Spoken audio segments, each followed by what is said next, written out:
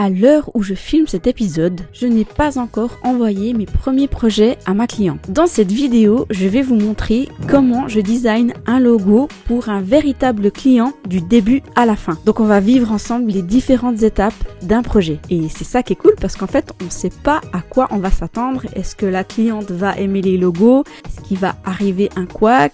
C'est un petit peu l'aventure, j'avoue. Et c'est ça qui est cool dans le métier de graphiste.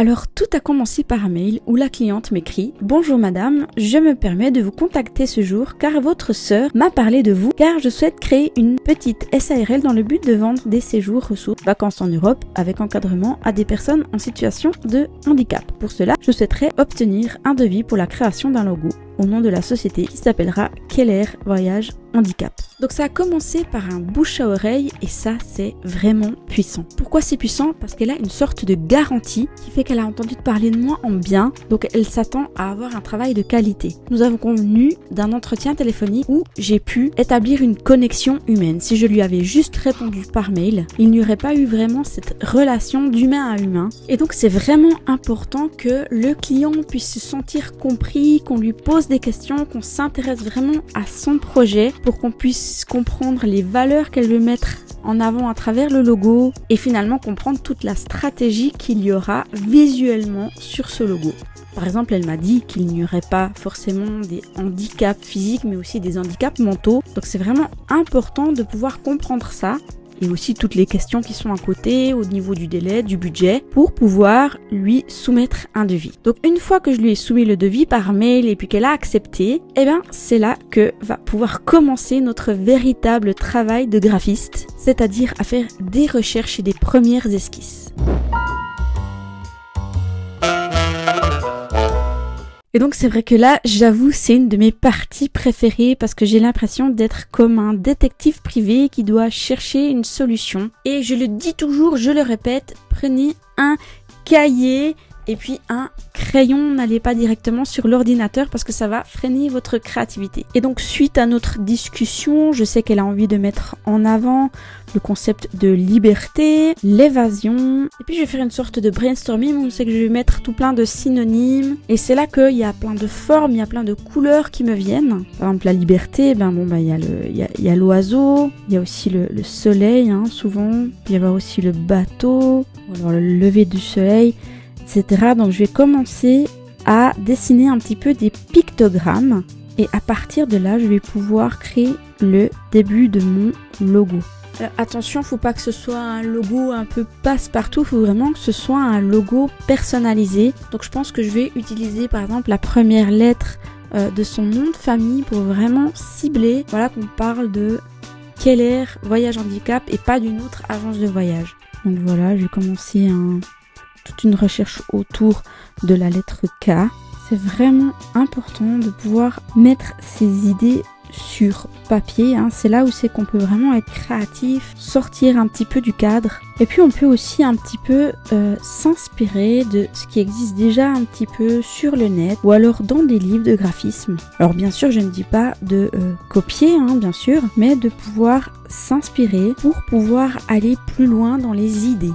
J'essaye d'exprimer à travers tous ces symboles des concepts de liberté, d'évasion et de joie. Et c'est vraiment important de partir sur plusieurs pistes pour pouvoir proposer des choses très différentes aux clients.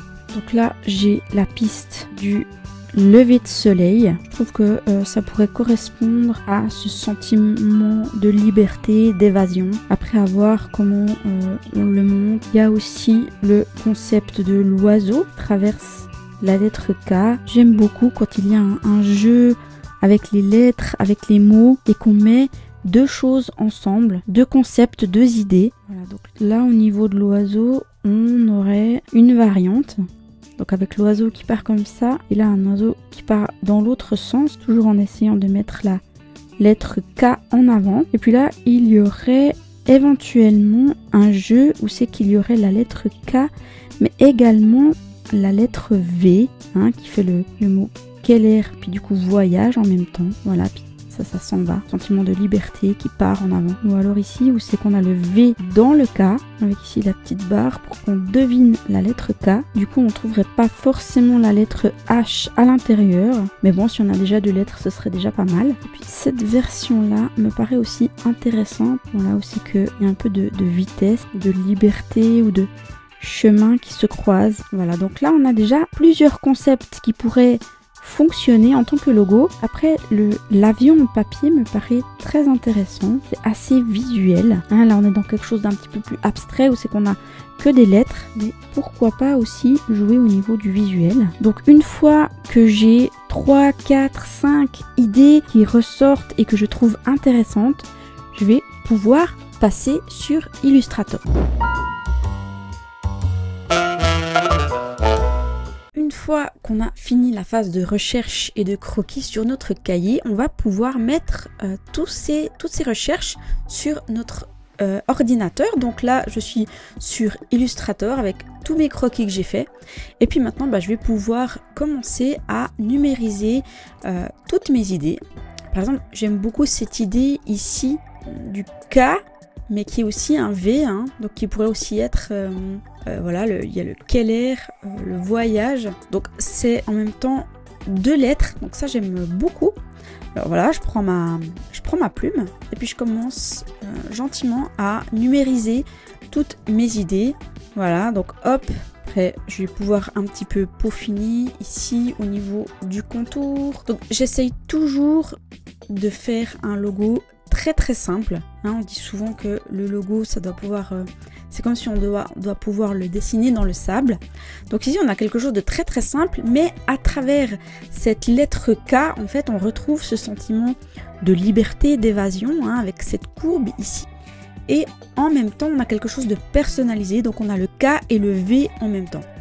Et ensuite, je vais pouvoir mettre mon texte. Et puis mon choix de typographie, j'ai fait toute une formation là-dessus, en fait, va se porter sur... Je vais prendre quelque chose qui soit humain, quelque chose qui fasse penser à la liberté, à quelque chose peut-être à la décontraction. Par défaut, il m'a mis, par exemple, ici, on a la myriade. Alors, c'est une typographie assez arrondie que j'aime beaucoup. Mais personnellement, j'opterais pour une typographie avec les extrémités qui sont plutôt arrondies. Alors de tête, je sais qu'il y a l'Arial Rounded. Voilà, hein, donc on a une typographie très arrondie, hein, avec les extrémités bien rondes. Je trouve que ça donne un côté amical, un côté humain. Hein. Là, on est vraiment dans quelque chose d'humain vu que ça touche à l'handicap. Et puis une autre typographie... Je crois qu'il y a la Calibri qui est assez arrondie.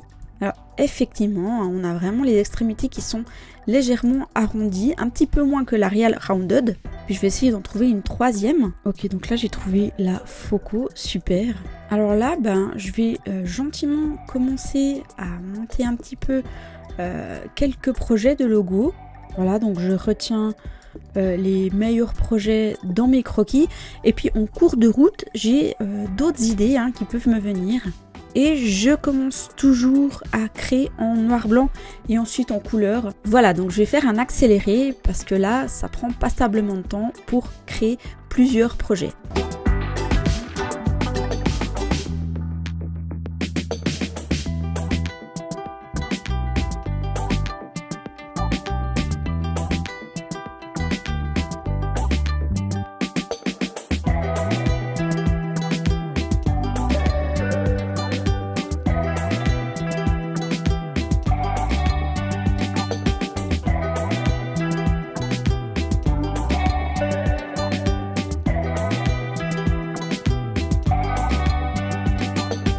Voilà, donc après 2-3 heures de recherche, de conception de logo, j'ai fini par faire pas mal de versions en fait. Je suis partie sur plusieurs concepts. Il y a le concept en fait de l'avion entre guillemets, où c'est que voilà, on part en voyage, on part à l'aventure et voilà, on va vers le haut, c'est du positif. Donc voilà, on voit ici, hein, il y a de la vitesse, ça va vers le haut, il y a un petit avion peut-être en papier. Ensuite, j'ai un deuxième concept où c'est que là, il y a vraiment la personne c'est qu'il y a un petit personnage qui est avec les bras en l'air. Et voilà, là aussi, c'est quelque chose de positif. Ici aussi, là, j'ai pu faire un concept avec un petit bonhomme dans le cas. Donc vraiment miser sur la personnalisation, ça c'est vraiment important. Donc il y a un autre concept encore maintenant avec l'oiseau, hein, ce sentiment de liberté, d'évasion.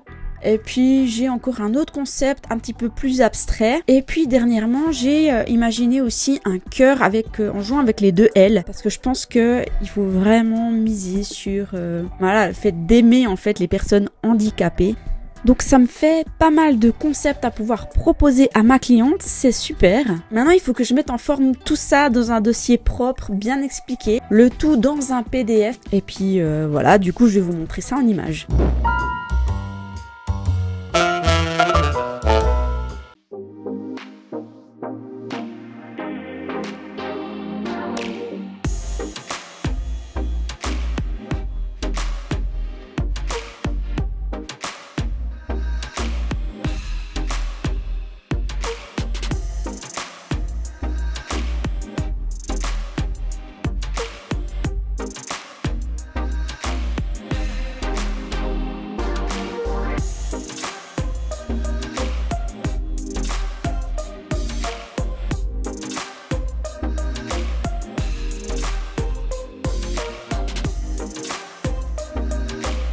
Voilà, c'était le premier épisode d'une série où c'est que je design un logo pour un véritable client. Donc à l'heure où je tourne cette vidéo, j'ai pas encore envoyé le PDF à ma cliente. Et puis le deuxième épisode, ce sera le retour de ma cliente. N'hésitez pas à mettre dans les commentaires la version que vous préférez. Si vous voulez aller plus loin dans le graphisme, j'ai toujours ma formation gratuite sur les bases pour devenir graphiste freelance. Pour y accéder, c'est très simple, il vous suffit de cliquer dans la description ci-dessous. Et puis nous, on se retrouve dans le prochain épisode. D'ici là, portez-vous bien. À bientôt. Ciao!